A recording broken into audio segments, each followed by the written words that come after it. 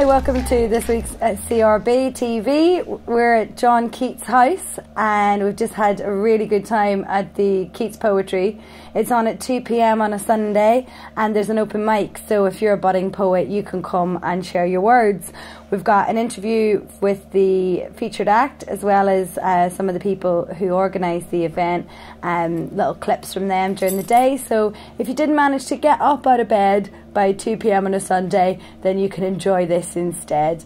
And what's really nice about this event is that you get to come to a really old, beautiful house in Hampstead Heath and see how poets can be revered and remembered, even if during their lifetime they didn't really have very much money and they had to go kip in their friend's house.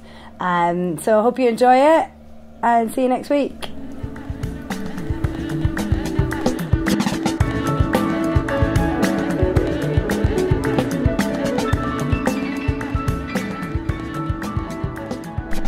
Hi, I'm Dean Atta. We're here at Keats' house where we've just performed at Keats' house open mic. I'm a poet, obviously. I'm doing the spoken word MA and yeah, I like to perform as much as possible just to keep myself on my toes. If we're going to be getting young people to be writing and performing, we've got to be doing it ourselves.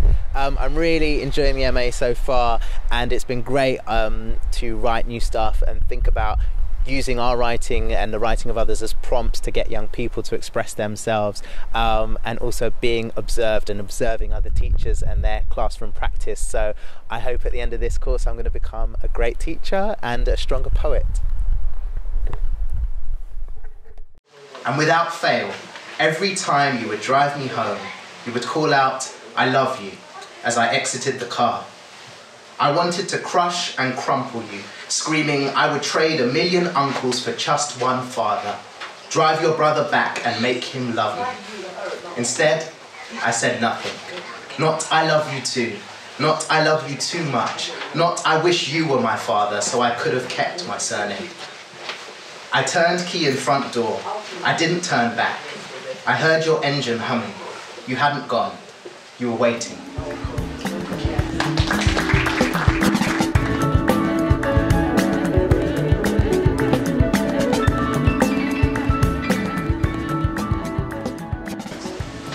You can't sleep because there's no couple upstairs to scream about her latest affair.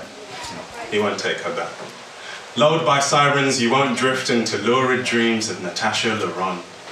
You can't look out to the estate car park for solace, but in the right light, this window shows you not the satellite town you moved to, but South London from 17 stories up.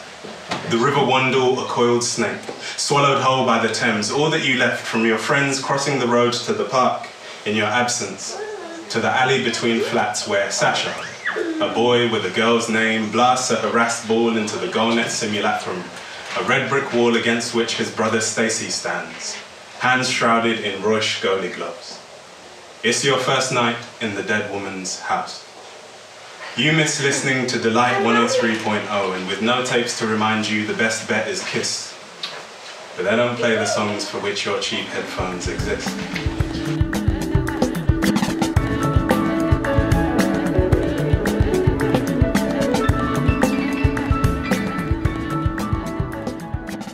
So I'm here with Kayo Chingonyi. We've just been at Keats' house and you were headlining. I really loved your set. What did you think of the event? Yeah, I thought the event was really cool. I really loved the chance that people have to go in the open mic.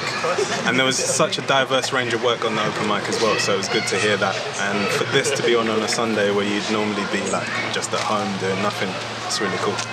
Yeah, there's been a lot more events going on in London at all sorts of days at night and days of the week. Are there any other events that you'd recommend, either London or throughout the country? Yeah, I guess throughout the country, if you're in the Yorkshire sort of region, then there's a night that's called Word Life, which is really cool. That runs in Sheffield and Bradford. And I guess Manchester, you want to be going to Speakeasy, which is really cool night. And anything that involves young identity is usually a good night up in Manchester. Leeds wise, if you go to something run by Leeds young authors, then you probably have a good time. London, I like Bang Said the Gun. That's always really raucous night. It's not something that I can go to all the time just because it's mad. Like, I don't even have that much energy, but like it's beautiful. It's beautiful to get down there and see people supporting poetry in that way. And I really like just going along to Poetry Unplugged as well, because you can hear just someone you wouldn't have expected to hear, and that's where I would go every week to open mic and stuff. I guess if you want to hear like international poets come into the UK, then the South Bank is also cool for like the more established kind of stuff. But yeah, a good mix of places in London. Where else? I really like what Po Jazzy do as well. I enjoy their shows a lot. There's always Chill Pill as well. Chill Pill is good. It's a good shout for an event.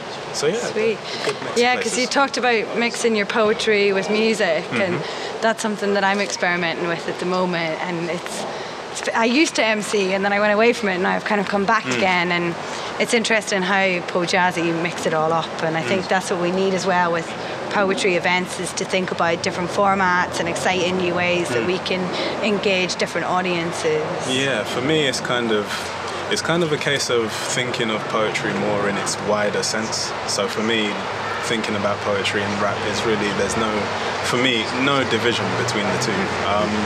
I think the division is a matter of context really. So like if we're thinking about that, then I feel like as poets we should be more diverse in what we're listening to and reading.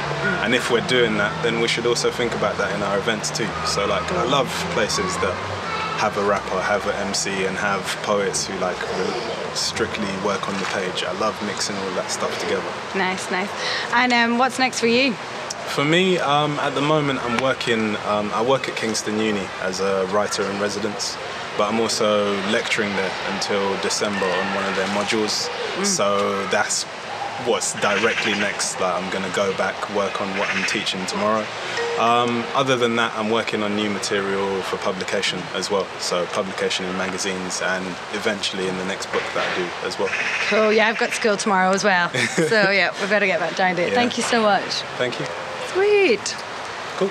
Cool, thank you, love. That's brilliant. Right, we'll do you.